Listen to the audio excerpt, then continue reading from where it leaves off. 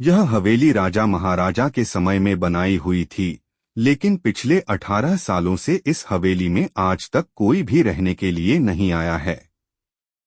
इच्छा होने पर भी इस हवेली में कोई भी नहीं रह पा रहा था, क्योंकि लोगों का कहना थी कि इस हवेली में भूत प्रेत का साया है।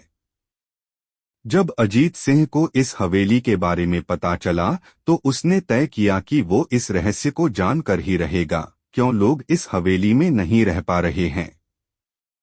उसने मजबूत इच्छा शक्ति से हवेली में रहने की पूरी तैयारी कर ली। जब उसने हवेली के अंदर जाने के लिए पैर आगे बढ़ाए तो दरवाजे पे किसी अनजान व्यक्ति ने उसे रोक लिया और नजदीक जाके बोले, कौन हो आप और किधर जा रहे हो? अजित सिंह ने जवाब देने के बजाय उसने सामने सवाल किया, जी आप कौन? मेरा नाम अर्जुन सिंह है और मैं यही पास में ही रहता हूँ। अजित सिंह ने कहा, ओह अच्छा, मैंने सुना है कि यह एक भूतिया हवेली है और यहाँ कोई नहीं आ पाता है, इसलिए मैं इस हवेली में एक दिन रुकने का फैसला किया है। अर्जुन सिंह ने कहा, जी हाँ, आपने सही सुना है, और आप भी अंदर मत जाइए, मेरी माने तो आप भी वापस लौट जाइए, यहाँ बहुत खतरा है। यह सुनकर अजीत सिंह खुश हो गया, जैसे उन्हें कोई लॉटरी लग गई हो।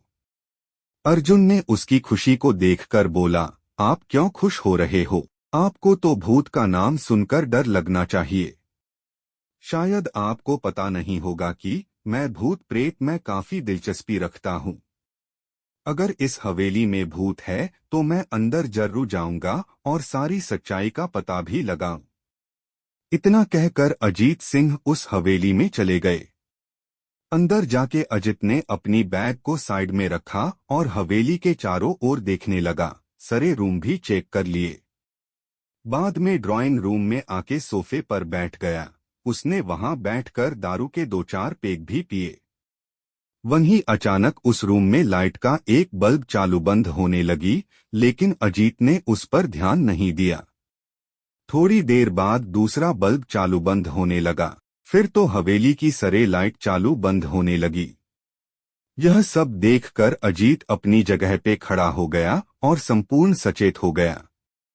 अचानक उसके सामने एक छोटा टेबल हवा में उड़ने लगा, करीबन 6 फुट हवा में ऊपर जाके गोल गोल घूमने लगा और बाद में अजीत की और तेजी से आने लगा। अजित ने तुरंत ही अपने जगह बदल दी और दूसरी ओर चला गया और वो टेबल वहीं जाके गिरा जहां अजित खड़ा था। अजीत कुछ समझ पाता उतने में सोफे की शीट उसकी ओर आने लगी। वो जल्द खड़ा हो गया और छलांग लगा के दूसरी ओर कूद गया, जिसके कारण सोफा दीवार को टकराया और अजीत बच गया। अचानक सब कुछ शांत हो गया। अजित ने चारों ओर सतर्कता से देखा और बड़ी आवाज में बोला, तुम जो भी हो सामने आकर के बात करो। वहीं एक बड़ी परछाई उसके सामने आई। अजित ने उस परछाई को देखकर बोला, कौन हो तुम और क्यों मुझे मारना चाहते हो?